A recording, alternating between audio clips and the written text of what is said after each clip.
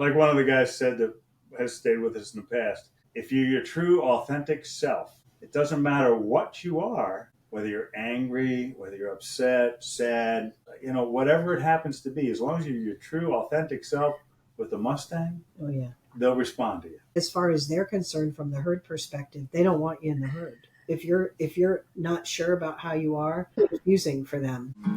There are healers on this planet with the power to soften the suffering of mankind, yet they have remained in the recesses of the world, abused, discarded, and labeled as trash.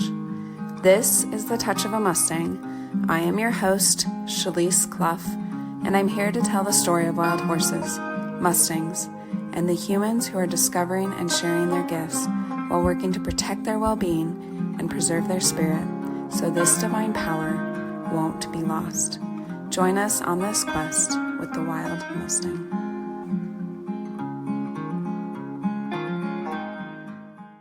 Welcome. Thanks for being here. Why don't you guys start off with a little introduction of kind of what you do in the realm of horses? Sure. So I'm Kathleen. I've been a horse person since I was a little kid. Since I first knew what a horse was, I fell in love with them and never really thought that we'd be doing what we're doing today, but it's come around full circle for me. And what we do now at Samson Strength Sustainable Veterans Project is we do equine empowered therapy and equine empowered training. So it's EET, which is based out of a program in California. And they graciously, and I'm going to let David explain a little bit more because he's gone more in depth with them, but they graciously provided us training in their program and are excited that we're doing it here in Alabama. So it's all groundwork, what we do with the horses. Like we had an open house this past weekend and we have Mustangs, we have Belgian draft horses and donkeys, and we brought Mustangs in and we introduced people that came to visit our open house to the Mustangs, to equine empowered therapy, to the Masterson method, and kind of gave an explanation of why we do that and why we don't ride, why we just do groundwork with our horses. We firmly believe, I didn't mention this, but I'm a mental health professional, so I've been in community mental health since 91. It's a long time. A long time. Yeah, you've seen a lot. And all the time, I've always worked in trauma. So I've worked first with child trauma, child abuse and neglect, with adult sexual trauma, domestic violence. And then I worked solely with the military, law enforcement, first responders, veterans. And I also work in substance use disorder programs. And so we firmly believe that horses have the ability to heal humans. I know I do. I know that me as a therapist, I can be doing this for a long time and have a lot of skills and work with a client for 6 months to a year. But if I bring a horse into this whole situation, into the dynamic, that year-long work goes into one session. It's amazing. Really? Yeah, because that's a big gap. A big gap. And I don't have a problem admitting that. And I think I'm pretty good some days at the whole therapy thing, right? Yeah. The horses facilitate in a non-threatening manner, and we could talk more about that. Yeah, and let's absolutely dig in at some point. Yes. And it just provides me an opening to be able to, the person becomes more vulnerable, and it's easier for me to be able to help them facilitate that change and that awareness about themselves. So we talk a lot about awareness in what we do. So that's what we do. We work with the horses. We work with veterans, military, first responders, law enforcement. Another thing for me that's really near and dear to my heart are providers like myself, right? Because very often it's overlooked, all that we've experienced and the struggles. Yeah, absolutely. Yeah. So that's a little bit about me. I've talked a bit, but let Dave go and share himself. Yeah, let's hear from Dave. I'm Dave, co-founder of Samson Strength with Kathleen, and I started out in the military after going to high school, 2 years in college. I was pre-med. Reagan cut the budget. I ended up going into the Navy. I couldn't get a student loan back then in the early 80s. So I spent the next almost 32 years in the military. 10 years active Navy. I recommissioned the USS Missouri, decommissioned the USS Fulton, worked at the subbase in Groton, had 3 years in the reserves out of Groton, and then joined the Connecticut Army National Guard and was in there for 19 plus years. Didn't quite make 20. I was medically retired in 2014. December 7th was my first day as a civilian in 2014, day in infamy. Got out of the military and things weren't real pretty for me at that point. Wasn't sure what to do. Like Kathy said in the past, my identity was really attached to the military. and I hadn't planned on getting out for another 10 years. Yeah. So, I was sort of stuck. Yeah. And it sounds like a really quick, sudden change. Yes and no. Yeah. The change started when I came back from deployment in 2013, continued, and then I had a suicide attempt in 2014 after 3 major surgeries, and I was on Wellbutrin for a while, which didn't work for me. Yeah. So, I got lucky. Kathy came home early that day. That being said, in 2015, I had gone through about 500 different properties online, narrowed it down to 37 that we physically went to look at. That's how we ended up down here with the property down here. Because I looked at Florida, North and South Carolina, Georgia, and Alabama. We were looking for a farm. Mm-hmm. I wanted a veteran village, and she liked the idea. Yeah. I mean, no horse girl's going to turn down the idea of a farm. Place to have horses there. Yeah, well, with that being said, I grew up in Center City, Philadelphia, Pennsylvania. I lived a block from the reservoir, and across the reservoir was Captain Kangaroo's studio. Those of you who are old enough to remember that. Captain Kangaroo. You have to Google it now. Yeah. But, I never saw a horse, and probably I didn't see one in Scouts. I probably didn't see a horse up close until probably 2010 when Kathy took me for a ride. We rented some horses in Pennsylvania when we were down there visiting and went for a ride for 2 hours. Mm-hmm. That was my first ride. And Wow. I tell people I've had 3 major rides in my life. A major ride is anything over 5 minutes. Yeah. I started playing with the horses 2013. I went through the Equus Effect, which is doing very similar to what we're going to be doing here. They do all groundwork, and it was neat because I learned about horses, and putting my hands on a horse, learning to calm down, made a big difference. So here we move forward. We moved down here in 2015 to Alabama from Connecticut. I was happy to leave. And then we moved down here in 2015, and we started with a farm. We had chickens. We were growing garlic and some other stuff, different vegetables. We were actually selling vegetables at the farmer's market. 17, we had a veteran that came to live with us. He was here for a year and a half while we were building the first house. He stayed in our RV. He's moved on. He's gotten a house. He lives in Georgia now with his daughter. He's handicapped, so that works out well. But 2018 was when we built the first house here on the farm. It's right next to our pond, and it was built specifically for Jim, but he had chosen to leave just before we finished it. And that was okay. It was what it was. We've used it since then.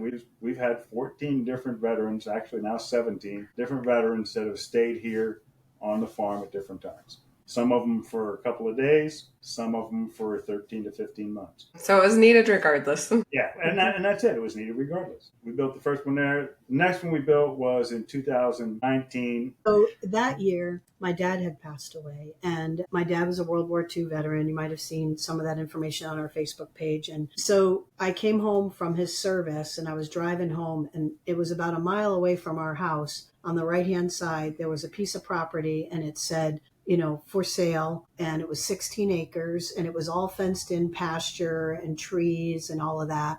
And I just pulled over there and I started crying. I'm going to start crying now, but I felt like Daddy was saying, this is where you need to build these houses, right? Mm-hmm. Because we built the houses and had planned to put the houses on our physical property, on our land, right behind our house, right? Mm-hmm. Although we knew that could be some issues, we were really okay with it, but I think it was just him kind of saying, no, you need to have it separate, right? You need to have your space as well as their space. Right. And so I went home and I drove home and Dave was there and I said, hey, did you see that land for sale? And he goes, yeah. And I said, I think Daddy says we should buy it. And what happened was the exact amount that money was my portion of my inheritance. What a beautiful legacy. Within like $1,000. Yeah, within $1,000. Wow. And so I said, no, that's for sure him telling us that. So that's what we did. And so the first house, when it's finished, we'll have a shadow box with my dad's military Navy uniform. He was in World War II. And it'll have a little story like that about what happened so that people will understand where that first one originated. So we started that first house 2019. We had a Home Depot day. They came out and did a Home Depot day. We built a lot of the house. My general contractor Meadows. He's done wonders for us. He's built all of the foundations. The first house we built over at the farm, he ran that completely. That second house that we built, the first one at the site, he built that one completely. And then I basically picked it up because I was doing the finish work. And so I started doing that. The second house was basically built by myself and a volunteer from Talladega. And I helped a little bit. Oh, well, I mean, we were the ones. Yeah, I mean, you got to give her a little credit. She helped to stand the wall up. I helped stand the after we wall built it up. up. And I ordered that stuff, which I don't know what it's called, the glue, the liquid nails. Oh, the liquid nails. I said liquid nails. Yeah. Putting the liquid nails down. And then the third house was another Home Depot project in March of 2020. It was March 8th and 9th. And I remember the dates because March 8th and 9th was the last weekend we had before COVID on March 12th. Volunteerism at that point went. What I forgot to mention was the first house that we built on the farm, Auburn University's McWhorter School of Building Science. The students we had proposed to the school, and they came out and helped us build it. Oh, wow. What a great idea. Yes. Well, they're students that are going to be project managers. So a lot of them haven't had any time on the site. So they get something, they learn something before they go out and start making timelines. Some experience for them and some manpower for you guys. It's perfect. Correct. So fourth house was another house by Auburn University, but now they were building their wall sections down in Opelika. Is it Opelika? Yeah, Opelika. Down at the school. They had a brand new science lab built where they could lift the wall sections up after they built them and put them down. So they carried them. They built all the wall sections. When they were ready, they built them up. They brought them up. We had applied for another group to come out, different year. We had 3 groups come out. So that's the fourth house that we built on the site. The fifth house that we built on the site, they came out and built as well. And I don't remember the exact timeline at this point. But I want to say, in between all of this, while this is all going on, we didn't have any horses, right? Mm-hmm. We had donkeys that we'd rescued, and we thought we put our chicken coop in where the donkeys were. We were going to use them as protectors, right? And guardians for coyotes and things. But we didn't have any horses. And the whole time I was trying to get Dave, because even though he was doing all these things, he was still really struggling with coming home. Yeah.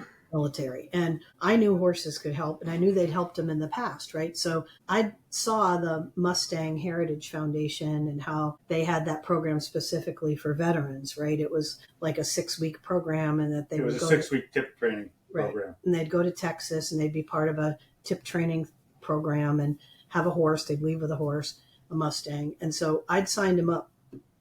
And first time I didn't tell him I signed him up. I signed him up. But then when I found out he had to tell a story, I had to tell him. Like, he had to tell him why he wanted to go, right? So he reluctantly did that. And we didn't make it in time for that class. That class closed, whatever. So then COVID happened. Then we applied again.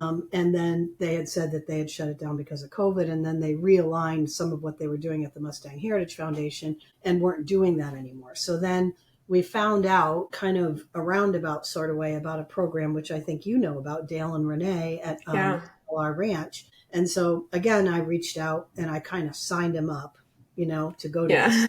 So this is all going on. But Dale was in that 2018 class that we'd applied for. So they were wonderful and accepted Dave in.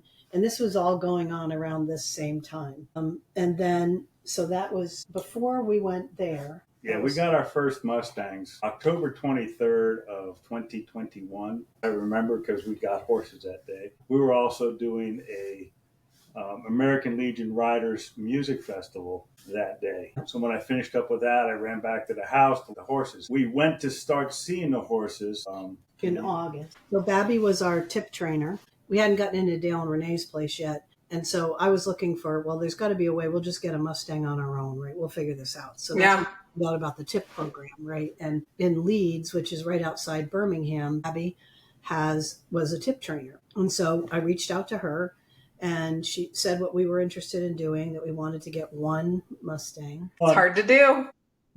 Like potato chips, which people don't talk about. So Dave went and he met this horse who was a long yearling. Dave met him and really connected with him, but we were still only going to get one. Yeah, we were laughing because I walked into the stall with him and I picked up a brush and was brushing him because I brushed the donkeys, you know. Mm-hmm. And Kathy and the tip trainer, Babby, are standing over on the side saying, she says, nobody's done that yet. Really? You just walked in, you're like, hey, we got this. Well, because he knew nothing about horses except what domestic that were push button horses. And so he saw people grab a brush and brush them. And his mind, he saw the brush sitting there and we're talking, me and the trainer, and we look over and there he is. And both of us were like, should we say something? But it just went well and they connected. Went all right. Yep. And so they were about an hour and a half away, but we would drive there every weekend so that he could see the horse and connect with the horse while she was doing the tip training, right? And while we were getting our space ready. Yeah, I know, I'm going to tell. So, of course, I go, and there's a lot of other horses, right? And there was this one horse, and she was a sorrel mare, and she was like all by herself. And so me, the mental health professional, I'm thinking, oh, this is so sad. So I got a chair and I spent time with her, and she was connected or disconnected from other horses and from humans. And she's also a Mustang? She's also at the same place? All they have are Mustangs. Okay. So she basically, what they said was like, you're going to take her too, because it was the week before we're trying to get ready, and we're like, okay, what else do we need? Because I'm after we decided to take the horse, I had to build a barn. We had a round pen, but I didn't have a barn. Yeah. So I was building 3 stalls, and I put 2 pieces of plywood on the roof finally when I got to that point, and said, okay, we got a barn, because all you have to have in Alabama is either trees or a roof. Mm-hmm. So I had a roof. Yeah. I was working on it, obviously, but I had a roof. Right. And so we ended up taking her home, and we named Samson after Samson's strength, right? And then I named her Until Grace. So there's a song called Until Grace, and it goes, Until Grace Found Me. Because I had pretty much decided, even though I grew up with horses and I loved horses, that I didn't want to get a horse that I bonded with because I didn't want to lose it. I didn't want something to happen to it, which is what happened to my horse that I had when I was a kid. And so I was really resistant, but then Grace came. And then Dave, about a year later, a little less than a year, he went off to Dale and Renee's. And July of 2022 is when it started. I was alone with the 2 Mustangs. We'd gone to take a look at a couple of different Mustangs in 2 different places. In the first place, they had said they were going to give us certain horses, and they reneged on it. So we went to Pennsylvania, Stacy Gardner, and picked them up from Gentle Heart Stables. And I picked up Mustang Blaze and Super Moose. These are more Mustangs now. There's more Mustangs. Just one. These are the 2. Yeah. They're just one that multiplied. When I went up to Dale and Renee's, I took another veteran from Alabama with me, and that's why I got the 2 horses. I was planning to bring 2 back anyway, but it could have been one for him, one for me. Yeah. However, while he was up there, he looked at 2, and he's got 2 still up there that are being put through the process of being able to ride. And he's actually just started to build. He's got 100 acres down here. He's just started to build down here. So we can get them down here. But I get Blaze and Super Moose. So Blaze, if you ever looked at his head, he's got looks like a horse's head for his Blaze, and he's pure black. He was the herd stallion for Double Devil's Garden. Okay. Super Moose was one of his band stallions. So, I was working with Blaze as my program horse, because he's 15 too. He's a big boy. And at that point, I was like 2 feet, so I needed a little bit bigger horse. So I was working with him, and after 2 weeks, I wasn't getting very far. So I started working with Moose in the evenings just for the fun of it, because Randy was working with a couple other, with Miss Ellie, which was Dale's sister, who passed away. That was her horse, and nobody had a chance to work with her. Randy worked with her very well. But I started working with Super Moose, and Randy and I are standing in the middle of the round pen, and we let him out of his stall. Well, he came out of his stall, kicking it up. He's double barreling up over our heads. Now, Moose is 14'2". Okay? He's not very big. Yeah. Size. He's powerful. But he's like Blaze. They both have draft horse in them because they introduced draft into that herd. He's got draft in him. He's got a nice barrel on it. It's like, we're going to die. Yeah. Yeah, that's never a good feeling to have a horse just exploding around you. So, but within 2 weeks, the day I got touch on him, I got full touch on him. I was able to take his tag off, put a halter on, put a lead rope on, same day. And then after that, I used him as the program horse. We graduated the program 2 weeks after that. And with Moose, I was able to take him around a round pen, over a jump, across a little wooden bridge, load and unload the trailer, take him over here, brush him for a while, put a pad on him, take him across the plastic of the tarp on the ground, take him back to the barrel, and tie one of my T-shirts that I'd worn the day before over his eyes and do everything again. Okay? A lot of trust. Okay? Yeah. It was amazing to me just to see the difference. Moose is also the one that ran me over when we were trying to do his feet the first time. Yeah. He let us do the front ones because Dale does the front ones, and then he kicked at Dale, and then I was standing where I shouldn't have been, which was in front of him. After he did that, he took off, and I was in the way. He's like, I'm done with this. I don't care if you're right there. My learning curve for horses goes that way, straight up. Yeah. They're fast teachers. You learn quick. Yeah, you do. Either you learn quick or you get hurt more. And I've been run over, kicked once, bitten once, stepped on. But that was Samson. Yeah, he was just being goofy. He was being goofy, and he didn't step on me bad. He stepped on the end of my boot. Oh yeah, good. Yeah. I couldn't move. Yeah, push him off. Yeah. I went to stand up. But when all that was happening, so then because he trained Moose, he was going to work more with Blaze, right? So he brought Moose back home, and we had been scheduled, both Dave and I, sponsored by the California program, to attend our first Masterson's method training. And so Dave came home, brought Moose home, and then was going to just, after we took the class, was just going to go back up, do a little more work with Blaze and turn around and come back, but his truck broke down. That was Labor Day weekend. We came with the weekend after Labor Day. We did the Masterson method. And so then what happened was when his truck broke down up there, he got stuck up there. So he was stuck for 7 weeks. 7 weeks. I didn't get home until November 2nd. So he, on top of the original 6 weeks, I was with the Mustangs all by myself. With Moose. Mm-hmm. Now with Super Moose, right?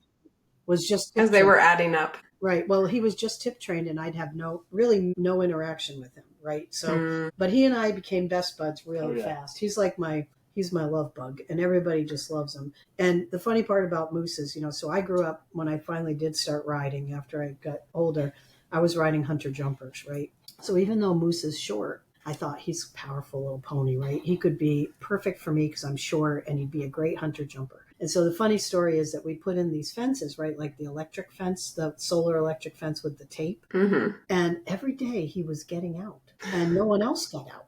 And so I was convinced, I'm messing up the timeline a little bit, but I was convinced, I'm like, Dave, oh my gosh, he's going to be my hunter jumper, right?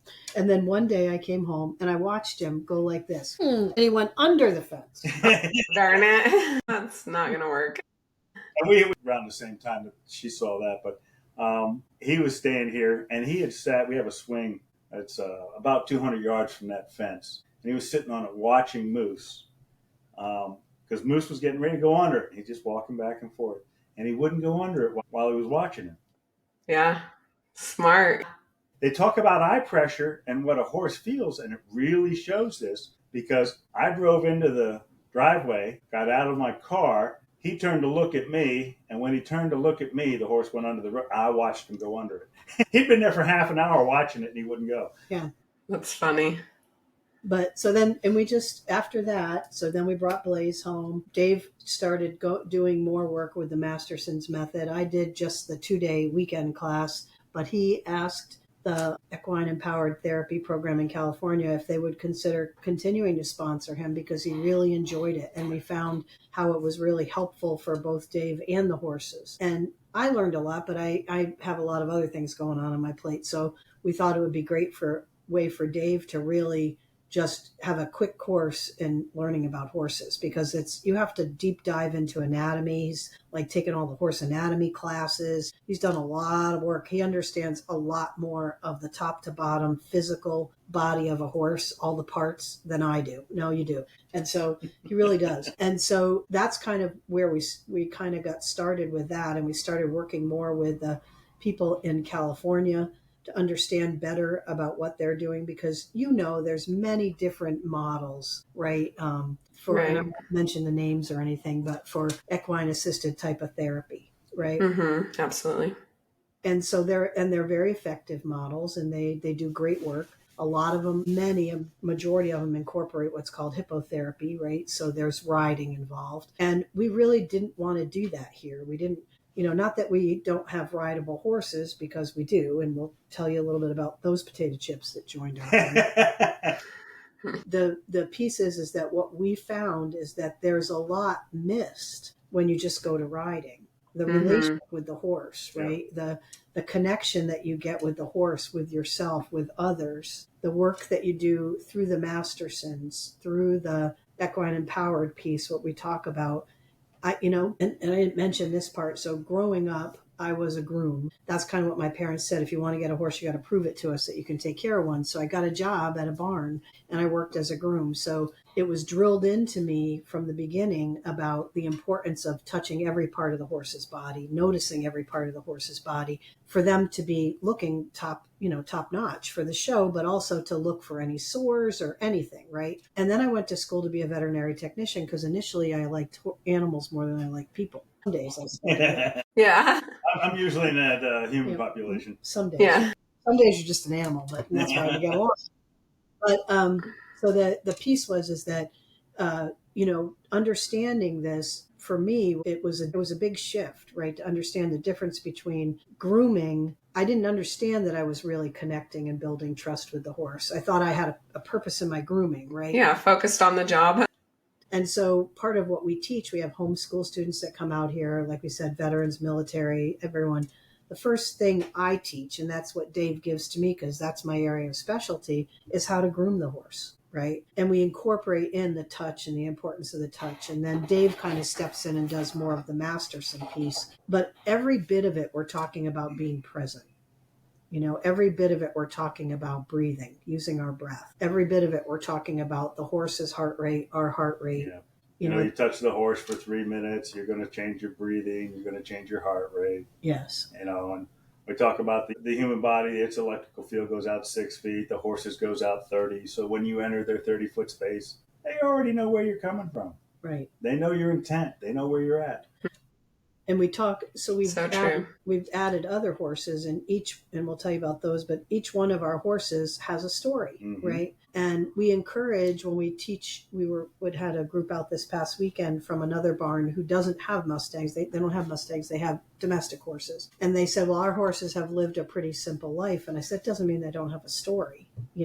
Look at their personality. They all have a personality just like people. And by sharing their story, whether you know the whole story or not, you can imply things about it. Like maybe this horse was in charge of the herd, right? They're very confident, right? We'll talk about a confident mare, right? Or a confident gelding. Why do you think they're confident? That's their personality, right? So what are some experiences they might have had? Or a mare or a gelding that's not confident, right? And so we've added other horses. We started with Argentina, March of 2023. We added her. And then we got Artemis, Mother's Day weekend. She was our 8 to 10-month-old. Directly from a storefront. Yeah. She was wild. Yeah. So we gentled her at the farm. We had full touch on her in 2 days. Yeah. That's the Mustang everybody dreams about when you get one, right? Well, and she was young and she was very curious, and it was me grooming. I just sat in there with brushes, and when she'd come over to me, I'd start touching her. And I use grooming gloves first, always. So that's what I teach people versus brushes. So grooming gloves that you get with the nubbies on it. Yeah. Because your hands are right on the horse. And just have to teach people not to push too hard. Right.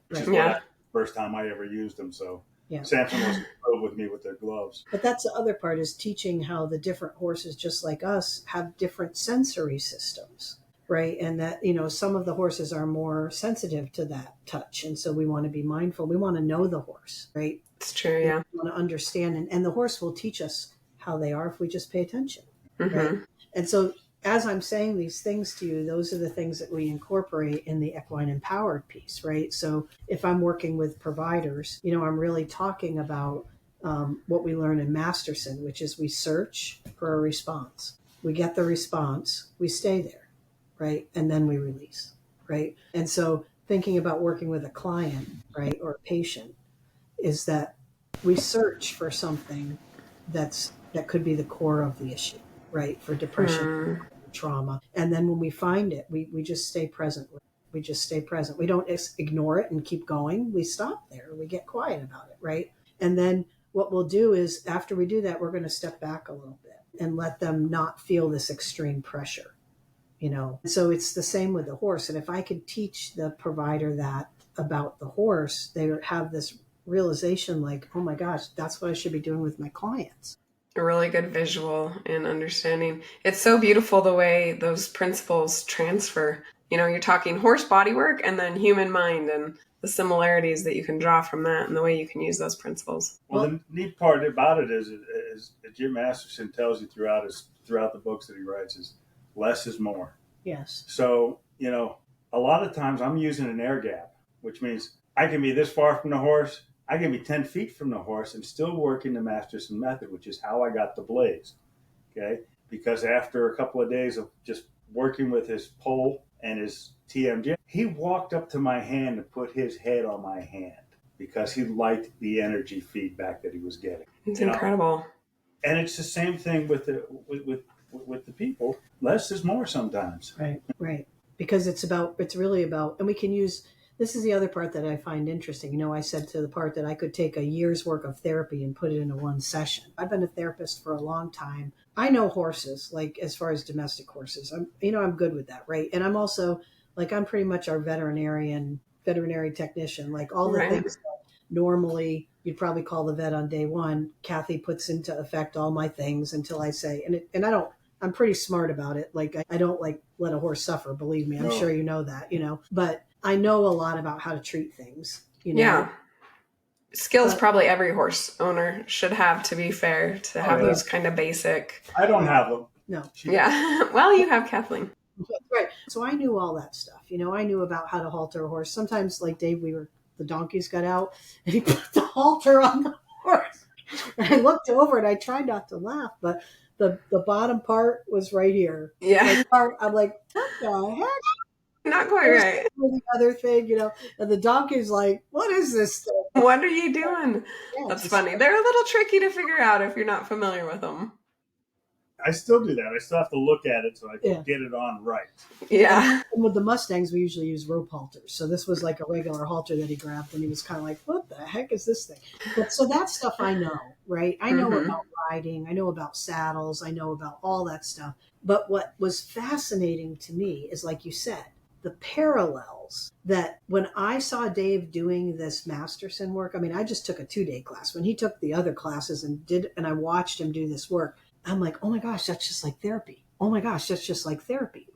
This is what I would do with a person experiencing depression. This is what I do with, when we talk about how we integrate a horse into our herd, right? We don't just, when we get a new horse, we don't just throw it into the herd, right? We put it in a round pen. They've all been quarantined, so we don't necessarily have to worry about that, right? But they can do nose to nose, right? So they're sharing water. I put a thing up underneath so that they have water on each side. So they share water and they can do nose to nose, but they're not in the same space until at least 2 weeks. And we had to put Argentina back in there for another 2 weeks. Yeah, some take longer for sure. That is true. We got her from the Mustang Leadership Program for Inner City Girls out of Chattanooga. They do dressage up there. She'd been there for 11 years. Okay. When we got her, she was 12 and now she's a beautiful horse. She's a flea bitten, but they think she broke her neck when she went during the roundup. Because she was as a 6-month-old. Well, she was orphaned when they got her out of the corral. She was an orphan. So that happened, but no one knew because she was a baby and she probably had a hairline fracture, right? And it healed enough that she did dressage all those years. She was great, and until she started to develop arthritis and got a little irritable, a lot irritable. A lot irritable. She can be irritable some days. Oh yeah. But the neat part about it, she's got thousands of rides on. Yes. So, and she's great with kids. She loves kids. If a kid comes there, she is running to find where those are her people. Run up. Yeah. And she'll then just put her head down like this so that the kid can rub on her. It's just amazing. But the thing about her, every one of the horses, again, has a story. So Argentina's story was she grew up in a very fancy barn, right? Very fancy. Like if she pooped on those shavings, it was picked up pretty quick. And so she got out of the trailer at our place and she was like, what is this place? There's this red dirt. There's no shavings, So it's kind of like a kid going to a new school. right? And with military kids, they move all the time. Their family moves a lot, and so they move a lot. So Argentina is a good one to give that example of that. She came to a new place and she didn't fit in. And because she also grew up in stalls, she really didn't know how to get along. And we have our mares and our geldings mixed together. It's a herd. It's a herd. Even the donkeys are all together, right? So she was she was not good. Like when we finally let her out after 2 weeks, right? She would like harass them. And then they would get upset with her. And then Samson, who was the young one, he would stalk her, like being a creeper. And so she got freaked out, and she freaked out so much, agitated. She's definitely got some Arab in her because she's got that white, and she's excited.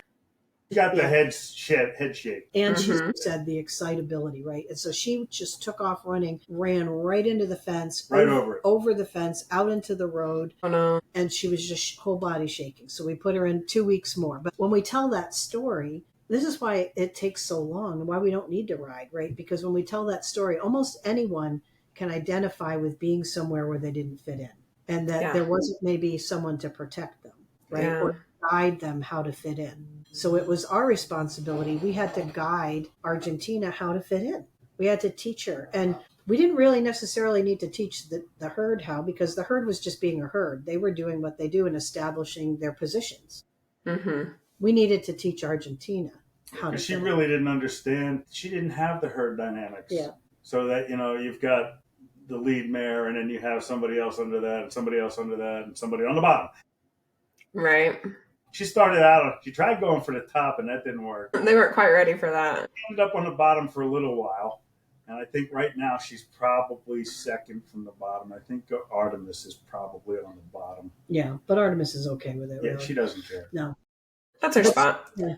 But so, Grace is our lead mare. Grace, until Grace, the one that had no confidence when we first got her, she is our lead mare with great confidence. And she is our strong, steady. It's amazing. I get tearful thinking about it because before we decided to add any other mares, we talked with her, Dave and I both, together and separate. And we said, look, we promised you that this would be your herd. And we wanted, I'm going to tearful tell the story because we just wanted her to know that we didn't want her. I kept saying to Dave, like, I don't think we should bring another mare in here. We should just get geldings because I don't want her to think that we didn't trust her. And she just had this peace about her. And I said, I think she's okay. And he said, I think she's okay too. And she did amazing the first time we brought another mare in. She just told her where she needed to belong. And it wasn't at the top. Yep. But she didn't hurt her. She didn't. And she told everyone else, leave her alone. Yeah. Right? It was great. There's a little piece we didn't talk about. So when I brought Super Moose home, again, Samson was too young. He was 3-year-old. Moose and Grace bonded. And then here I show up 9 weeks later with Blaze, who used to be the herd stallion, and he wants to take his position back. And that was the only time I've ever interfered with the goings-on of the herd because Moose and Blaze were fighting it. And Moose went for Blaze's throat. He's shorter. So that's the place he goes when they're going up. And I broke that up. I got out there whips and snapping and just making a lot of noise so they break it up. And they did. Yeah. That's the only time I've ever broken it up. And for a while there, Blaze was running the herd with Grace. When we brought Dasani in, Dasani bonded pretty much with Blaze, and Moose and Grace went back to being Moose and Grace, which was pretty neat because usually you see the herd dynamics. It's like, they're all mine. But Blaze isn't like that. It's funny. So we talk about getting the goddess Artemis, which was the Mother's Day gift.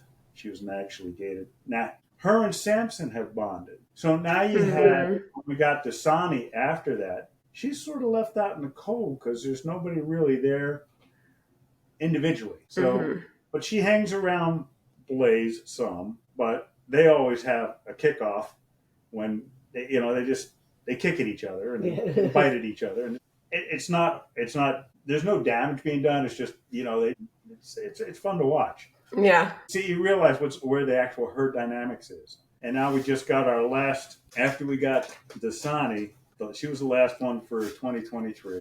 We got the two big boys in 2024 in March. Those are the two draft horses, Sir Maximus and Sir Orion. We got them in March of last year.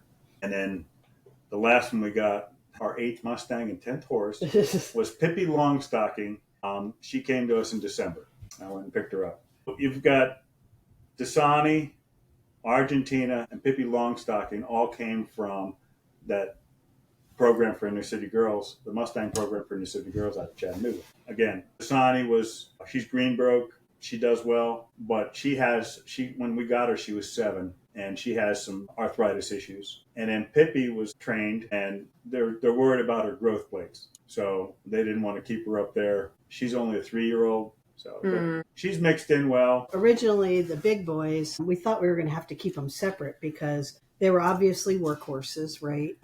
And they were sent to slaughter because they had injuries or they were old. And by the time we got them, it was actually our tip trainer in Leeds who called us and said, look, there's these 2 horses and they're in a kill pen and I want to rescue them. Will you take them? And we said, oh boy, I knew how much that was going to cost to feed them. Yeah. But what happened for Dave was, think about it. Here are these horses in their close to 20s, mid-20s for one of them. And they'd worked all their lives, just like Dave worked all his life in the military. And then they basically said, we don't want you anymore. Right, throw you out. And so I could see for him that this was important. And, they got them to our house. They had to get a special trailer because they're so huge. And they were each about 600 pounds underweight. Goodness. So every rib was showing, every bone. The hips, the hollow between the hips and the ribs were like this. Yeah, it was bad. It was bad. And it was like necrotic skin, one of them where all the harnesses were, it was all scar tissue that was all open and either bleeding or black and the skin was falling off. So it took a lot of care, and we've built them up and they're great. And at first when we got them, they definitely didn't trust people. So one of them would growl. Like I'd never heard a horse. That's unusual, right? Well, I guess it's not unusual for drafts, which I didn't know that, right? Like I didn't either. They're very different, right? And so imagine Mustangs and now drafts. So we kept them separate because we didn't know what to do, and their drafts are so big, but they're not as agile, but they can kick. Right. They have a lot of power behind them. It's fun to watch them run. They don't do that very often, but it's fun to watch them run. Right. And so we really worked on building them up. And when I say the growling, kind of what we discovered was they were very anxious around their feet. The first time the vet came out, they had to anesthetize them to even get there were shoes on one of them on the front. All 4. Was it all 4? Yeah, we got 2 of them off, okay. And then we had to wait until the other ones fell off. So because they were very aggressive towards people touching their feet. And we still didn't understand why, right? And so then we built stocks. So we thought, well, we'll build stocks and we can get them in these stocks. So we built these huge, crazy stocks. They were great. They went in the stocks. They walk right in it. Yeah, walk right in. But don't touch their feet. Right. So it was probably about a month or so ago, I noticed blood on one of their feet. And I'm like, okay, I'm going to have to touch you, So he let me touch him. And it was all sores all back here. And then when I touched around, it's all scar tissue. So they must have chained them to, that's how they tie them, right? And that's the same leg that's got the bad tendon up in the knee area. So he has pretty bad arthritis and other issues, that particular one. So we're just continuing to take our time and be gentle, right? And treat them the best we can with medicines and things like that. One of them takes a daily pill. The other one takes a daily, like a natural supplement to try to help relieve some of the pain. But integrating them into the herd, it's been very interesting to see that. Yeah, because we had them separated in a couple acres from the herd itself, and the herd itself had 5 acres or 5 to 7 acres that they were able to run in, but they were nose to nose during that entire time. And then we decided to take down everything because I tore down the arena, which was around the first 3 stalls that we built, and I'm building a full arena all the way around now, stalls all the way around that arena, because we got nice. We got an Alabama Department of Veterans Affairs grant to finish the 6 houses, which we haven't really talked about. We might get into that, but we're talking horses right now. Yeah, it's a lot. A 54 by 70 foot pole barn out there that we got put up through that. We're in transition. All of our corral panels ended up being temporary stalls outside, because the only time we put them in a stall is when we feed them. We don't put horses in stalls other than that, or when we do when the farrier comes, and most of the time she does them out in the open. Yeah. He doesn't care. So they have the whole range of the 37 acres. It's all fenced All in. of them. And that's with the pond, and that's the donkeys and the big horses. How and nice. the veterans house that we have that veterans come and stay at, the horses go right up to it. Like, so they could come out in the morning and have their coffee, and there's horses or donkeys. There's their herd of horses. Yeah. And we got one donkey that walks right up to the door. Right up the steps. Up the stairs. Yeah. So let me in, huh? Right. Pretty much. Yeah. So part of what our mission is, if you go on to our, and I'll get this part in there, right? Samson Strength Sustainable Veterans Project. On Facebook. On Facebook. And also if you Google search that, or if you go on Facebook, it'll take you right to our website, is that we believe that veterans, in particular our target population, are men. They're higher risk for suicide. They're higher risk for substance use disorders. And it's very difficult to find placements for them for transitional housing. Reason being is because it's not that it's easy and really easy for others, but for someone that's actually got significant physical disabilities, they qualify for more things, right? Or for women with children, they qualify for different services. There's already programs out there. Right. So a lot of young men, I say young men, but really we've had people from the age of early 20s up until 60s. There's not a whole lot of places for them. So they're staying on someone's couch, or they're borrowing a camper, or they're doing this or they're doing that, but they're not really going anywhere, right? They're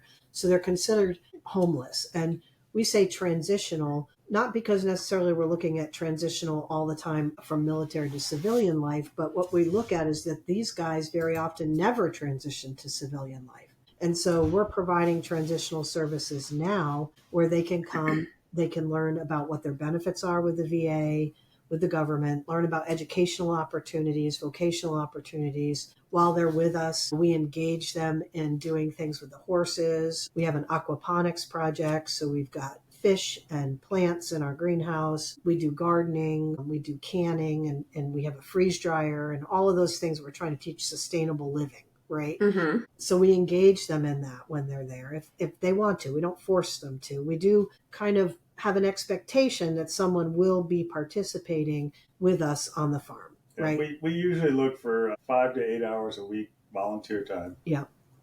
And which is usually, why don't you come out and feed the horses with us in the morning? And the reason we do that is because we usually feed by 7 a.m.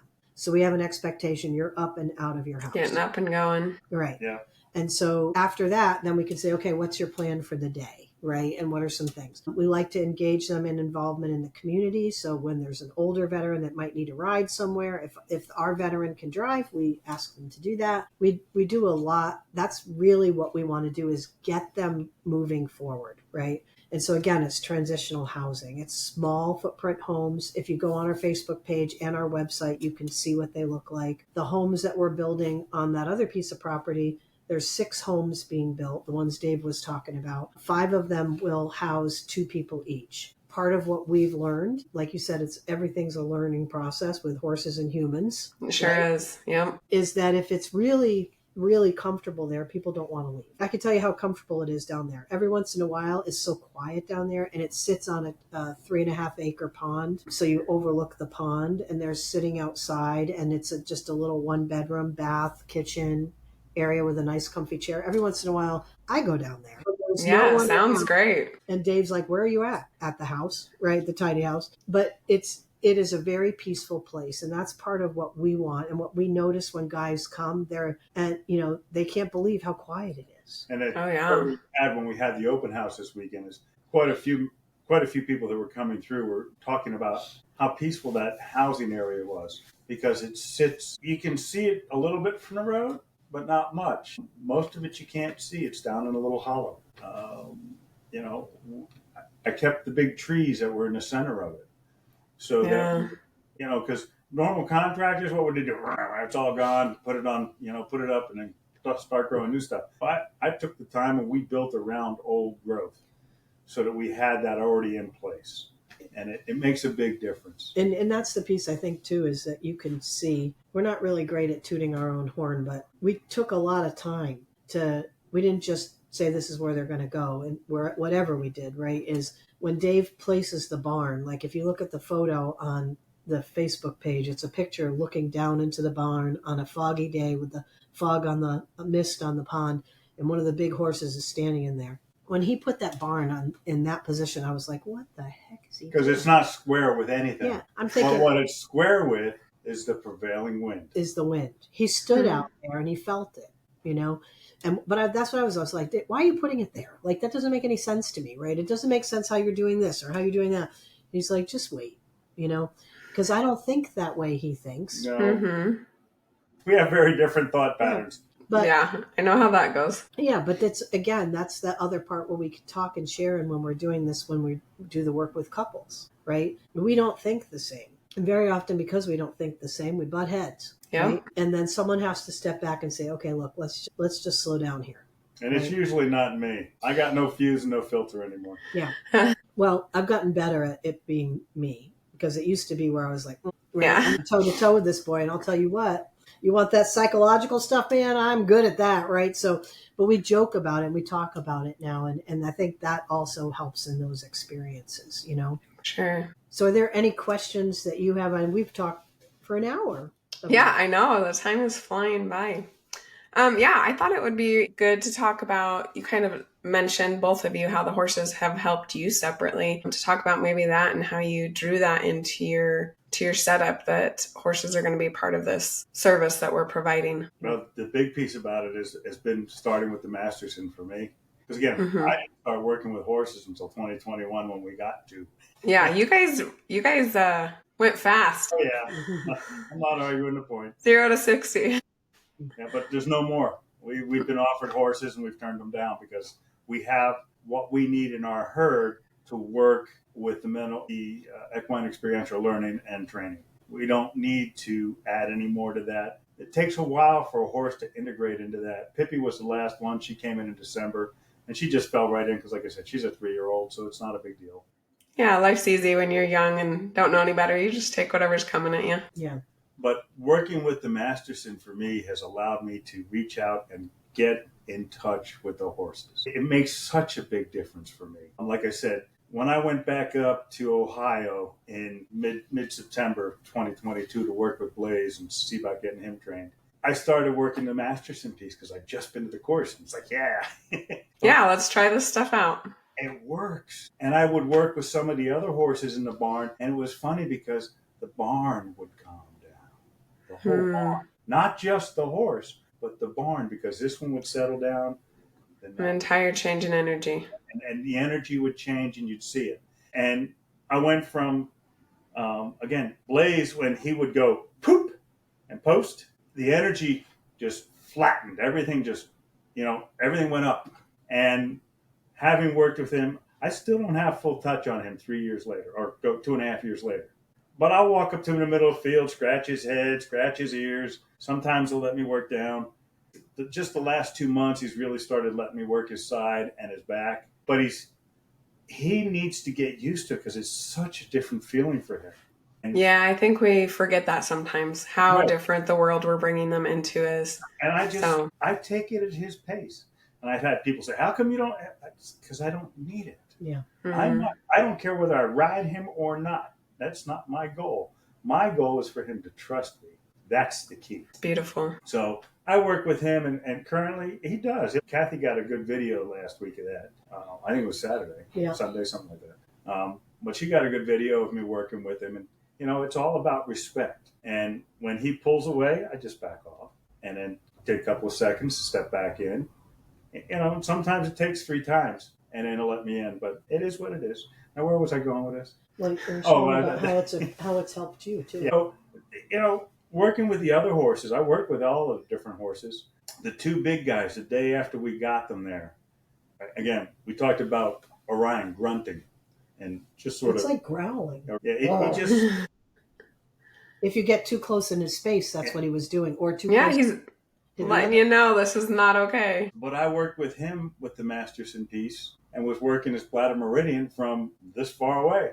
I was 6 foot away and just worked 45 minutes one side, 45 minutes the other side, and could see the tension release and the relaxation that he was getting. And the next day we had 4 boys grooming him. The change was that tremendous. And he's been like that since. He has some days. He's kicked at me once, but that's because it was on ice and I was trying to move him. And that was my fault. And I realized it afterwards. But Yeah. I stay off to the side. I don't get right behind. They let us know when something's not right with them. Working with the horses has brought me down. It helps me to center. It helps me to ground. And I love being out there with them. I can't wait till I get everything built so I can spend more time with them. Yeah. Hopefully, if you guys don't take on more projects. No. I'm pretty much done after this. Once we finish with this and the rescue area, I'm done. Yeah. For me, I believed in the power of horses, right? I've always believed in the power of horses. When I was in grad school and doing my graduate research, I was in Tennessee at Austin Peay State University, and we had a research requirement. And I said, I want to study horses and humans. And they looked at me like I was crazy. Through the IRB, which is, you've got to go through an institutional review board, right? Mm-hmm. Well, I'm going to do it. How are you going to find anyone? I don't know. I'll find someone. So at that time, I found a woman named Boo McDaniel, who was in New Hampshire, and she was starting to look at equine facilitated mental health way back when. This was 1998, 99. And so I said, I want to do this research. She goes, well, I think I have just the place to do it, right? You can use our horses, even though I'm in Tennessee and you're in New Hampshire. So I went and I met them and everything. And we worked together with the local middle school and the school guidance counselor. And we had students do an 8-week program. And so there was a control group that did nothing, stayed at the school. And then there was a group that came to the program.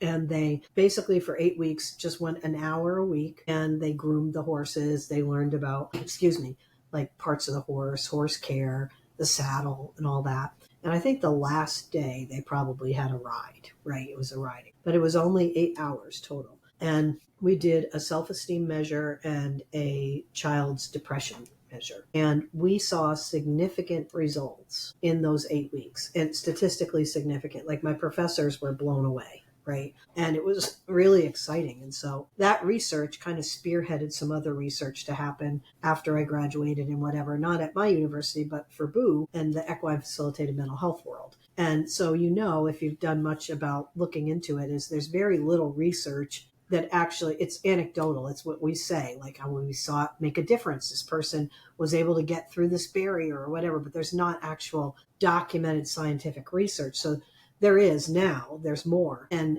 the Horses for Mental Health, which Dave and I are a part of, and I'm going to bring that in right now. Yeah, tell us about it. So Horses for Mental Health is actually international, but they do programs where they actually fund research to look at what are the benefits, where are the benefits. There's research for hippotherapy, right? Because it's easy to measure physical change. It's not as easy to measure the psychological or the emotional change. So they're starting to look more at that. My focus and our focus, of course, is veterans. So we look a lot at trauma. So there's a trauma measurement scale called the PTS or the PCL, post-traumatic checklist. And so those are used pre-test and a post-test checklist to kind of see if there are changes in the person's, what they're experiencing for trauma responses or experiences. There's also self-esteem. There's also like a connectedness assessment. How do people feel connected to themselves, to others around them, that we do a pre and a post measure. There's a lot of research that's coming out right now about that. Another part of Horses for Mental Health is every year for the last 4 years during the month of May, which is Mental Health Awareness Month, they do a campaign called As Seen Through Horses. And we were invited to be one of the 95 nonprofits in the United States, Ireland, and Canada. And so it starts tomorrow, May 1st. I'm not sure when this is going to show, but probably a little bit after that. So it's probably already started by the time people are hearing this, but should be in full swing.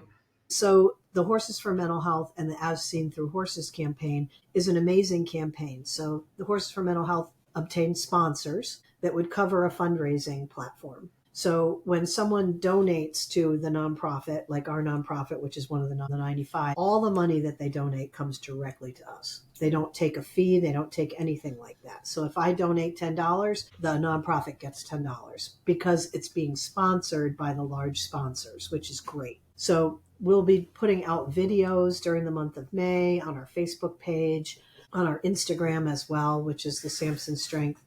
But it's really to raise awareness about the benefits of Horses for Mental Health. There's some amazing videos that they have put together. They share about veterans and their experiences. We've had veterans that have come here and they've spent time with Dave and I and the horses, and they leave and they say, this is the most relaxed I've felt, or they go home and their family member sends a message saying, I don't know what happened there, but they're talking today.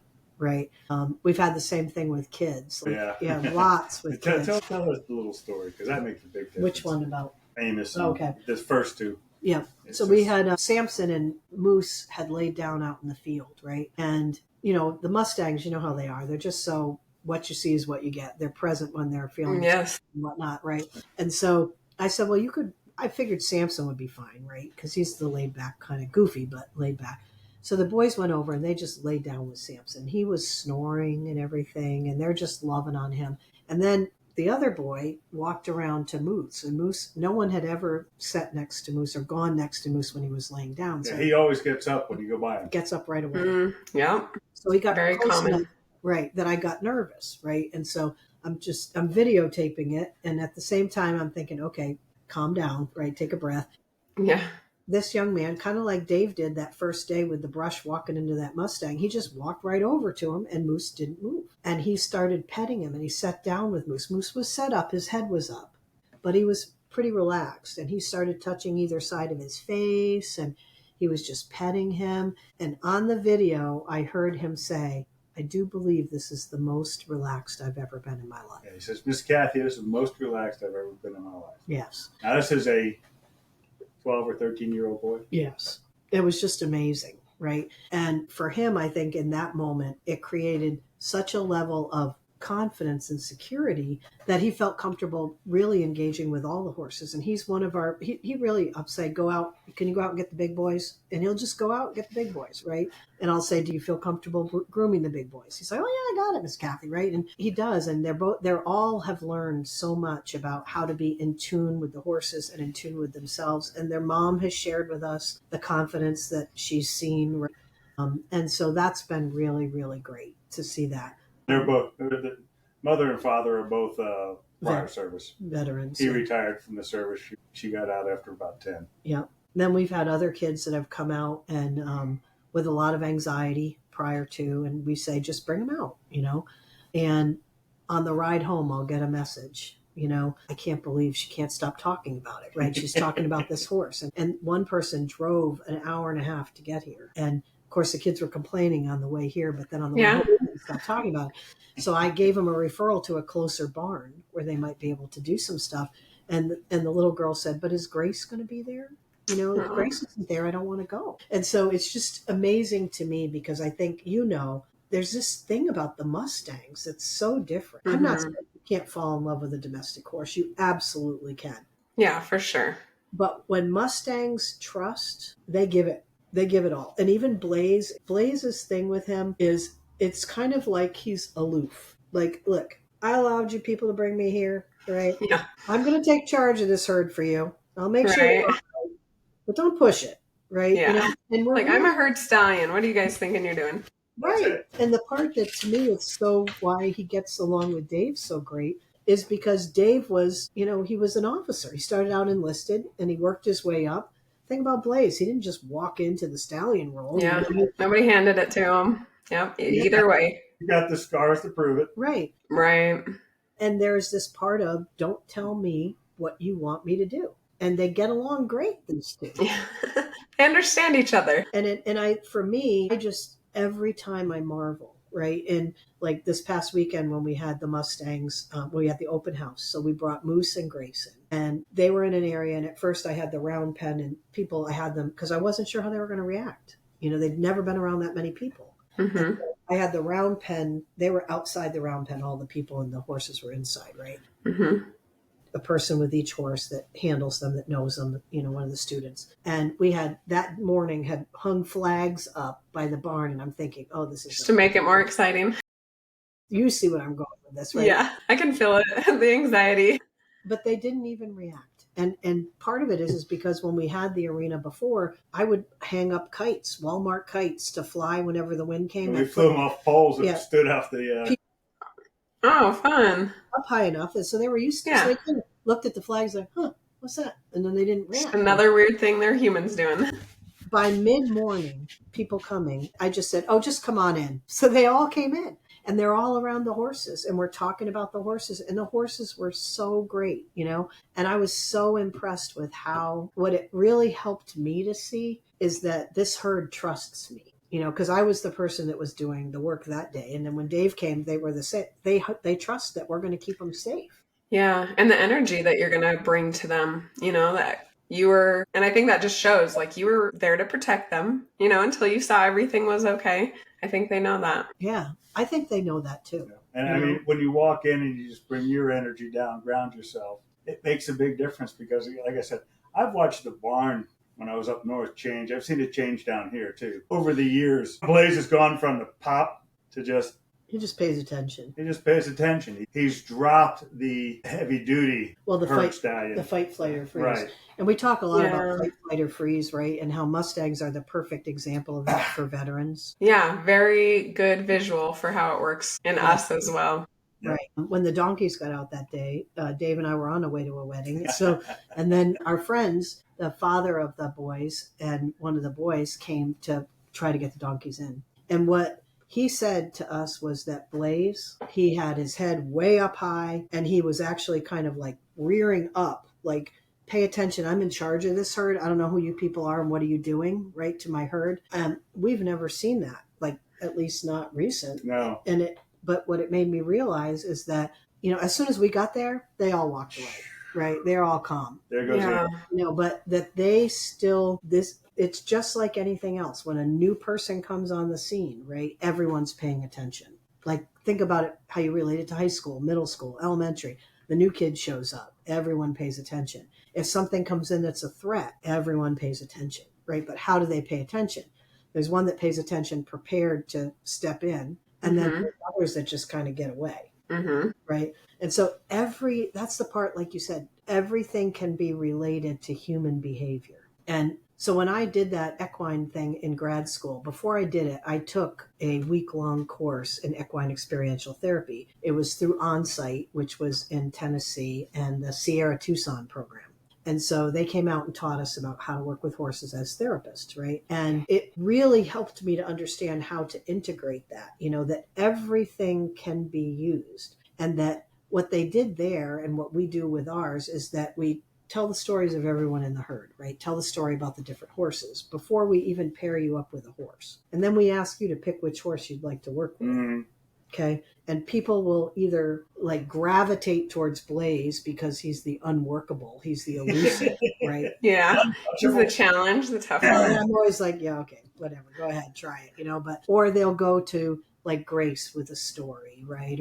Or Argentina with a story, how she was orphaned, right? Or the big boys because of their suffering, right? Or because they're just so massive, And it's just so interesting to see what they can then, you can take that into who are you and how do you present? Like when you go get a new job, right? How do you react and respond when you go to a new job?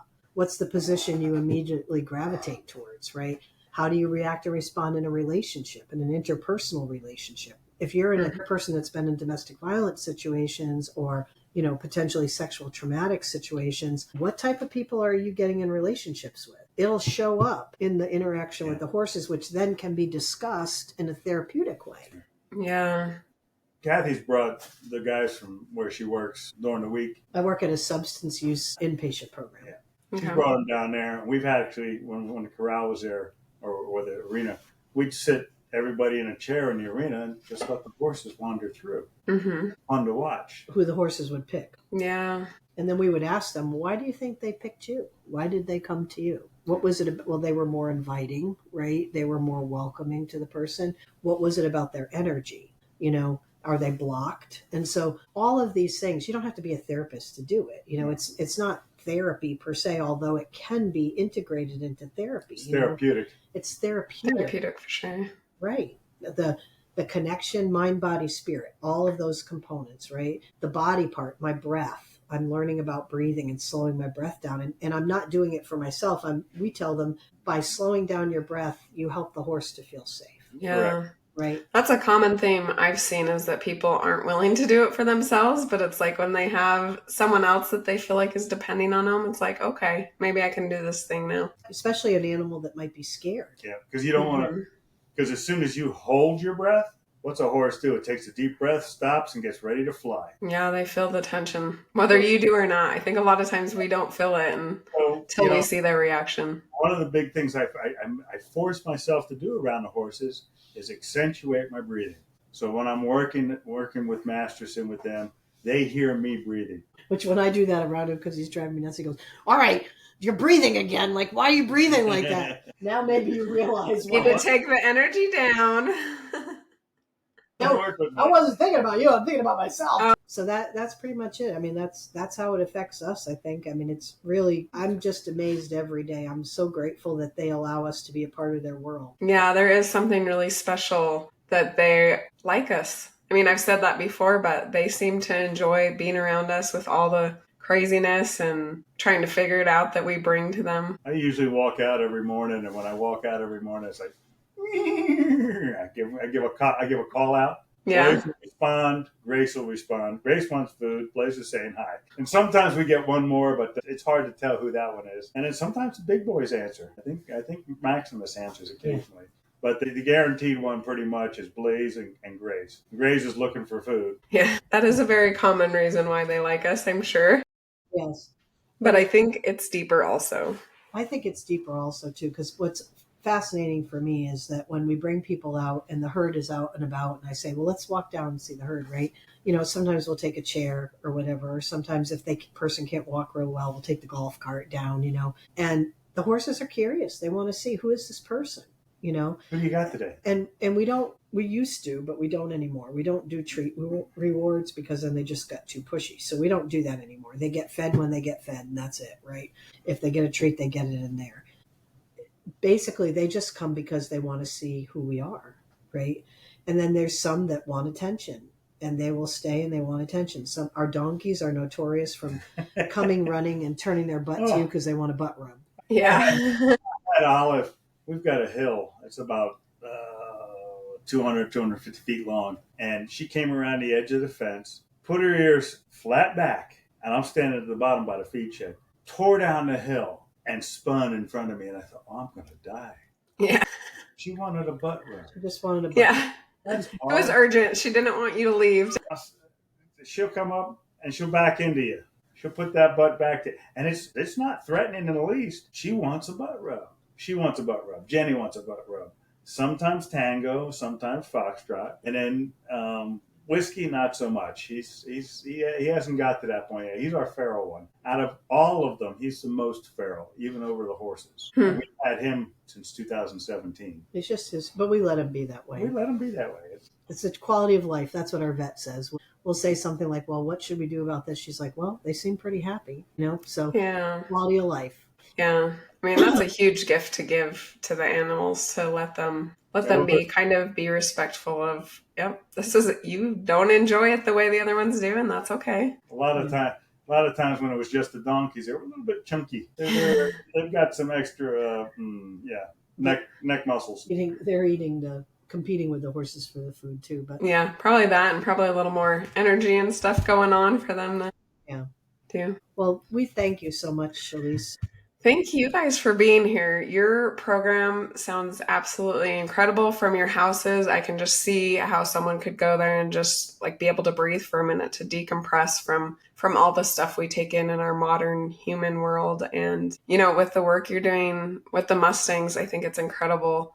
The people that are able to identify how powerful that is, you know, and we don't use horses for work like they used to, but I really think that a big part of them being here for us now is because this world we live in is overwhelming and overstimulating, and it's hard, and we're facing challenges. And I think they're kind of there to be like, hey, it's okay. Like, you can breathe and, you know, you can feel safe here. And I think that's what you're providing for people, which is really beautiful to see. The pictures, every time you send me a picture, it's just an incredible picture of how you can see that connection with the horses and the humans. And, you know, even through the picture, you can feel just the peace and serenity and healing that's taking place by just being able to be in a place that's safe and beautiful and calm and have that really great connection. So I really commend you guys for the work you're doing. I'm glad we were able to connect and talk about it. And maybe to end with, just give a quick like where can people find the campaign? A quick, and we'll include this in notes, but quick best place to find you. So it's Samson Strength Sustainable Veterans Project is our Facebook page. And that's probably the best, most up to date. Although we have recently had a donation of our website. And so our website, which is, if you Google it, it's either sssvp.org, and that'll pop it up when you Google it, or Samson Strength Sustainable Veterans Project. We have another version of it, so you want to make sure you're doing Sustainable Veterans Project. Yeah. Okay. That's why if you go to the web or the Facebook page, then you can just go directly to the website. Okay. That's the best place to find everything. Best place. But if somebody's not on Facebook, if they just Google Samson Strength Sustainable Veterans Project, they'll find it. There's stuff on there about our Horses for Mental Health as Seen Through Horses campaign. It'll be on our Facebook page. We'll be doing live videos throughout the month. We've got people that we're going to have come out and talk to, so that's really great. And your podcast that we're going to have on our Facebook page. Awesome. So, yep, yeah, we'll get that up. Way. And it has contact information like email and phone number and everything also. Okay. And are there ways that people can support you guys? Is the best way to go through the campaign? Are there other things people can do if they want? Yeah, so we have a ways to support One Sheet Read is what we call it. We have an Amazon account under Samson Strength Sustainable Veterans Project, SSSVP, and people can go in and purchase items for each one of the homes. So each one of the homes is listed. It's like Veteran Home 1, Veteran Home 2. Oh, nice. Yep. So people could, if they just want to buy towels for one of the houses, they could just do that. A direct contribution right to your doorstep. Right. There's a PayPal donation link on every page of the website. So if you wanted to go to someplace special, we've put out there the fact that horses cost a certain amount per year. You can donate directly to the horse or nice. The program. To the houses. And I keep separate spreadsheets, and whatever comes in goes. Oh, that's neat. So people can pick like the area that feels good to them or that they want to donate to. That's really neat. And another way to support, which it doesn't cost anything, is if they're on social media, just share it, right? Yeah. They might not be able to donate $5 or $10 or whatever, but they might know someone that could, right? And so share about the power of horses, particularly for us, the power of Mustangs and rescued horses and the trust that happens in humans. Like I said, I worked with the Equus Effect, and they were all domestics. Definitely a little different. The energy is definitely different. But that was 2013, and I didn't know shit anyway. Yeah, it's been a long learning process. Well, fast, not really that long, a fast learning process. From 2021 till now, yes, that curve has gone straight up. Yeah, it's incredible to just hear how quickly things have moved for you and how, you guys just took it on and went for it, which is beautiful. And that, you have the rescue and the Mustangs, both two spectrums of horses that a lot of people consider worthless, to see like they have some really legitimate, powerful things that they can do for people. And that's the thing. It's like with the big boys, the draft horses. They came to us. They were dying. We got them back to health, and they pass off people get up. People love to hug them. Yeah, they're fun to hug. Yeah. We've got some pictures out there from this past weekend of some folks hugging them, and I go up to him every morning and I'll scratch his head, put my head on his head, and just hold him. He loves it. Yeah. Ryan will let me do that. Well, and the other part that I find fascinating is most people, and you probably hear this too, the first thing that they think when they're coming out to see horses is that they're going to ride. Nope. And the first question they have is, when are we going to ride? And we say, not today. Right. And then they'll say, well, do you ride these big horses? And I said, no, the truth is that those horses worked all their life. Yeah. You see that mark right there on his back? That's where a harness was that went right into his back. Right. And so we've made a promise to them that when they came here, they don't ever have to work if they're retired. Right. And so what their job is to just be big, happy guys. Right. So we're never going to ride them. Yeah. First of all, and I think there's a power to that, to being like, horses are about more than riding. I think when we are so focused on riding, that's often when, they're overlooked. They're just something that we want to use for what we want.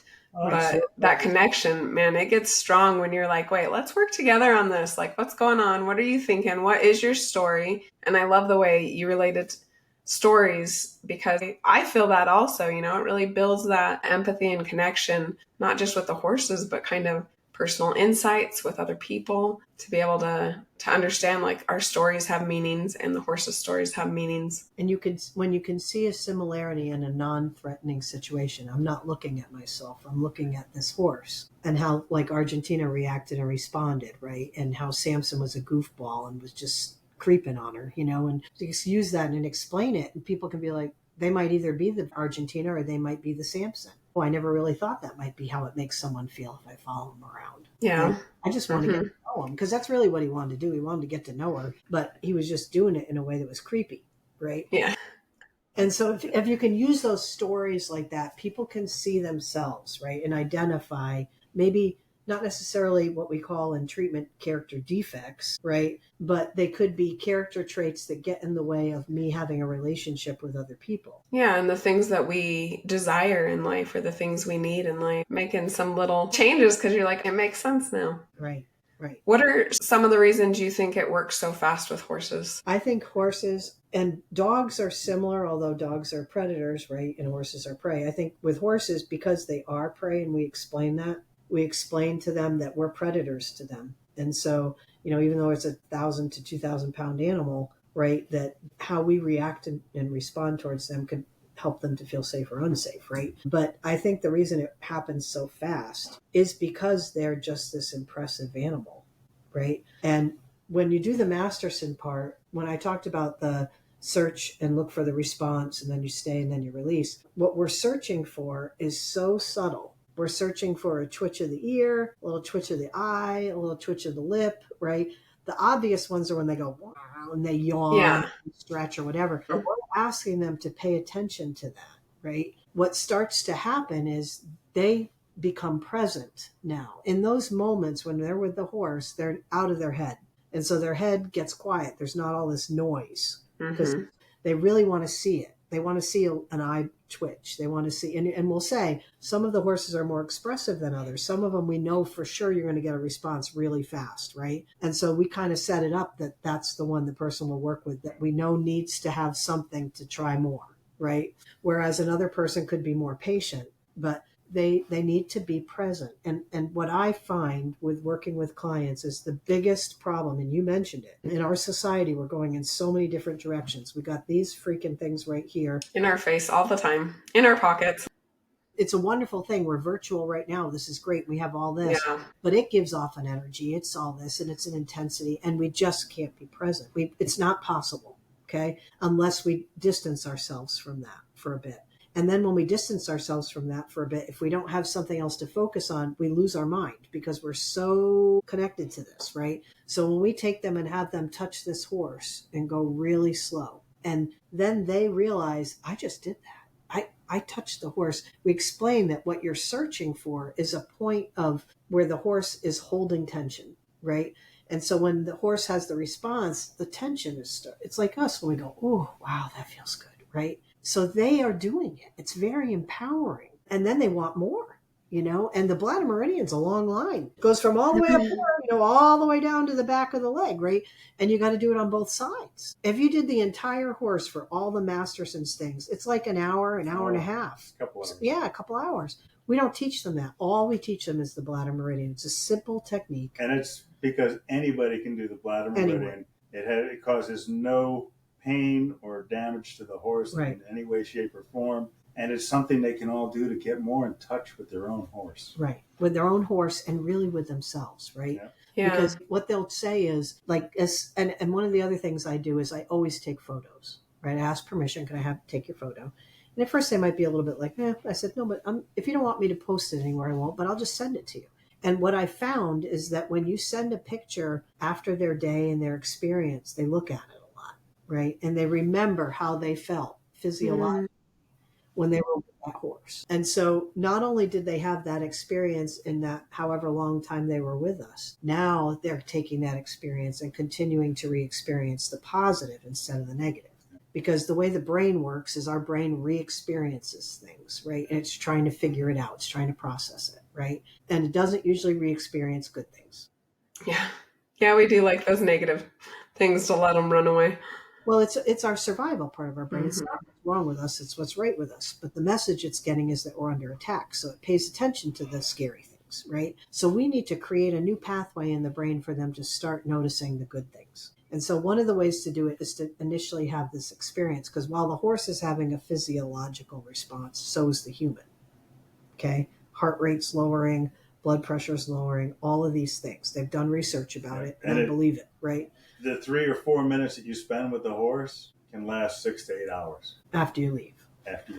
But it can last even longer if you can hold yourself in that memory. Just like if you think about the physiological response we can have to a traumatic event can last a lifetime. Yeah. Right?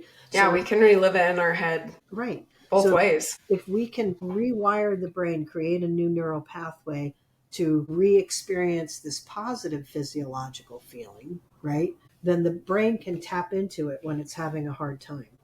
They can open up their phone and take a look at themselves with that horse and remember the feeling they had in their body. Mm-hmm. And again, I'm a therapist. That's what I do, right? But I don't do therapy here. That's not what I do. I do this equine experience. But what it can do is it can definitely springboard the work that a person could do in therapy. Or the majority of people, to be honest, that come out here, they're not going to therapy.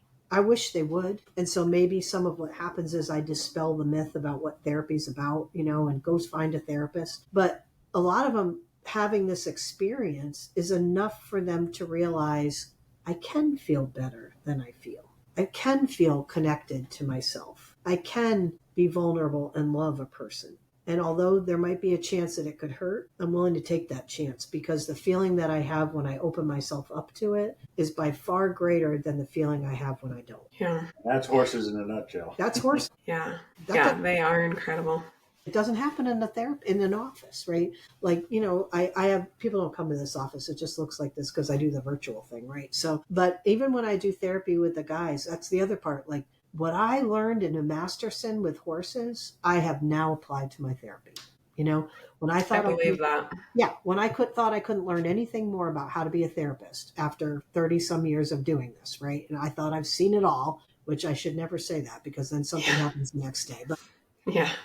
I have used that concept of search, find the response, stay there for a second, and then release. I've taught it to my interns, counseling interns. And I said, this is what I learned working with horses, right? When I work with people at work that are completely out of control, right? Like they're so hyper, non-regulated emotionally, right? And maybe they're experiencing psychosis or whatever it is. When I experience that, I think of myself going into a pen with a Mustang, a wild Mustang. And I first thing I do is I check my breath. I notice where I need to escape, just like I would with a Mustang. Not because I think they're going to attack me and hurt me intentionally, but because I need to be smart. I need to take care of myself, right? And pay attention to their communications. Pay attention. I never really thought that way with domestics, right? I just went in and got the horse. Yeah, you did whatever was on the plan for today. Right. I never thought that way until I experienced Mustangs, And at first, my first thought was they could kill me, right? And so then I thought, what the heck am I doing at almost 60 years old? We're over 60 now. Yeah. But, gathering Mustangs. Right, gathering Mustangs and doing this. But what I've learned is I've been provided an opportunity to have an even greater experience in a human-to-human contact because of the experience that I've had as a therapist with Mustangs. And the majority of Mustangs aren't interested in hurting. No. When I was working with Blaze, I actually fell on his butt a couple of times where my hand hit his butt when I was working with him. And he could have put me across the corral. He just wanted to get away. That's why. Yeah. And, that to me was an awareness. It's just, every horse is different. But the fact that he was allowing that to happen and not responding in a negative response, I take that into account too. I've learned now, I take him in his feed bowl because I take it in every morning and put it in there for him on the bars. He's the only one I do it with. Everybody else, I just stick it to the bars. I walk in with him, scratch his head, walk over, put it on the thing, and then walk out behind him. 6 months ago, I wouldn't have been anywhere near him in the back end. Yeah. Now I'm walking about this far from him. He's comfortable. I'm comfortable. And it's made a big difference. It's a trust issue. You're right. Naturally they are very gentle until they feel threatened Correct. in some way, which sometimes doesn't make sense to us because we're like, why should you be scared of that? Why should this bother you? But they'll tell us I don't feel comfortable. I don't feel safe. I don't have that trust. And think about it, it's really the same as people. For the most part, people don't want to hurt you, right? Mm-hmm. If someone's had a traumatic experience by another human being, right, they're going to treat us the same way. They're going to fight, flight, or freeze. That's what they're going to do, right? And that's not what's wrong with us. It's what's right with us. It's trying to keep us safe. But it's our responsibility, like if we're working with the Mustangs or if I'm working as a therapist with a client, it's my responsibility to pay attention. Pay attention to those nonverbal signals or verbal signals. Think about Orion with his growling, right? His nonverbal is he stomps his foot like really hard, just his right back foot, and there's no flies around, right? And it's kind of, listen, I'm getting mad right now, Pay attention. Right? And what I do is I just say, I hear you, buddy. Yeah. It's all right. We hear you. We're not going to hurt you. And then he stops. Yeah, I've pushed Blaze before and watched the response from him. It's like, I was working with him one day and trying to get more touch. And he let me have a little and then stepped off. So I stepped back in. He swatted me with his tail. Well, first he turned his head. He's like, pushed me off. Then I went back in. He swatted me with his tail. I went back in. He started to turn his butt. That's the only time he's ever done that. I paid attention. Yeah, and it's interesting because sometimes we need like 10 warnings and then we're like, okay, now I'll pay attention. That's where the respect comes in, and you give him the respect and he gives it back, and we've worked it out pretty well. I'm much more comfortable with him since then. But it's been a learning curve. It's been fun. I love being around the horses. They really do. They ground me and bring me. The work gives me a sense of purpose. They give me a sense of life. Love that. That was a keeper frame.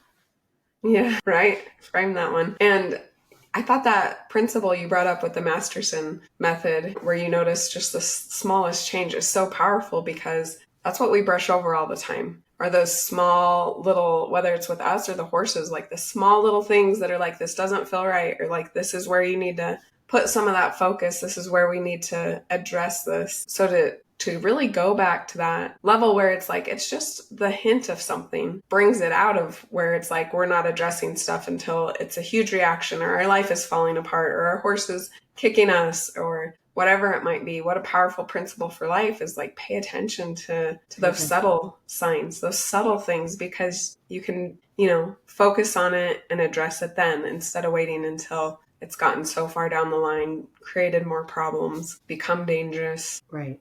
And think about that from the, like, as we're applying it once again to ourselves, right? Like when the check engine light comes on, right? Mm-hmm. We're not paying attention, how we can relate that. And the other part that Masterson's taught me, particularly as a therapist and as a human being, is one of the things that they teach in the Masterson. If I come in with an agenda, the horse, forget it. Oh, geez, especially with Mustangs. Well, especially with Mustangs. It's almost like they can, like, oh boy, she's got an agenda today. They know. They know. And it's usually if I'm in a hurry, right? Because I've got other places to be and I need to get them all in their stalls. If I'm not in a hurry, they're almost all in there by the time I get down to it. It's totally true. It's totally true. So if I come in with an agenda and expect that I'm going to do it exactly my way, I might as well just check it out, right? Let it go, because I'm going to get frustrated, right? And then if I get frustrated, they get frustrated, right? Well, it's the same in therapy. If I come in with an agenda, right? Of course, I teach interns. So interns think they have to have an agenda. I remember being that way. Like if I'm going to teach a group, and I would have a whole plan about what the group is going to look like. Yeah, we're taught that. That's how it's, right? And what I've come to learn, and it's really I've realized it as we're talking, and over the years I've kind of realized it. It's working with the Mustangs. Don't have an agenda. Come in and just be open to receive what needs to happen and experience it. That's a beautiful way to put it. Be open to receiving. We don't have to figure out what that's going to be beforehand. We just have to be ready to learn. You have a basic idea of what you want to do for the day. But if it doesn't work that way, just go with it. Another principle for life also, to not drive yourself crazy. Flexibility. Always flexible. Being able to let go of the control we hold on to so tightly, because that's how we've learned. I think that energy piece is huge too, because with Mustangs, it's very acute that like they can sense your energy. They know like you're frazzled. They might not know you need to be somewhere, but they're like, she's off, you know, so I'm feeling a little off. Mustangs can help us tune into that. I think we still sense that in our crazy, chaotic world, but we kind of just set it aside and ignore it. Deep down, we're sensing the energy isn't good for us. It doesn't feel good, but we just keep trekking on, doing what we think we need to do instead of kind of backing off and resetting, readjusting. But like one of the guys said that has stayed with us in the past, if you're your true, authentic self, it doesn't matter what you are, whether you're angry, whether you're upset, sad, you know, whatever it happens to be, as long as you're your true, authentic self with a Mustang, Oh, yeah. they'll respond to you. Yeah. If you're trying to hide it, Yeah. They know already, I think. They're just like, you're going to have to figure this out before we're going to work together. Oh, that's beautiful. And I think as far as they're concerned from the herd perspective, they don't want you in the herd. If you're not sure about how you are, it's really confusing for them. It probably feels like a danger to them also because... Yes. If you walk in, I mean, I've gone down there and I've just been sad about something, right? And just gone down and said, well, guys, I'm really sad. And I start crying, you know? And of course, Grace comes up. You named her well. She was named well. And she just kind of checks me out. And then she's like, oh, okay, she's just sad. You know, then she wanders off again. goes to eat. Yeah, that's right. But that, you know, that's the piece, is if you're just honest about it. But if we look at it from that perspective, how we are in society, if we're all over the place, we don't realize it. We're not addressing it. We're not safe to be around. Yeah. And we try to hide ourselves. You know, we try to present what we think people want instead of maybe how we actually are or how we're feeling. It's true. So true. Well, we really appreciate you taking so much time. Absolutely. Lots of great stuff. Definitely let you guys go get going on everything you guys have going on, but thanks for being here. And I'm looking forward to just sharing this with everyone and the work that you guys do. Thank you for joining us and learning about horses that heal and the humans who help them. We hope you'll continue with us on this journey. We'd love for you to subscribe on your favorite platform and follow The Touch of a Mustang on any of the major social media outlets. Please share with your friends, anyone who loves horses, or anyone who might be struggling and could benefit from this message. If you have felt the healing power of horses or help them in their divinely appointed mission, please reach out. We want to hear your story. As we say goodbye, always remember that the horse is always there to help you heal.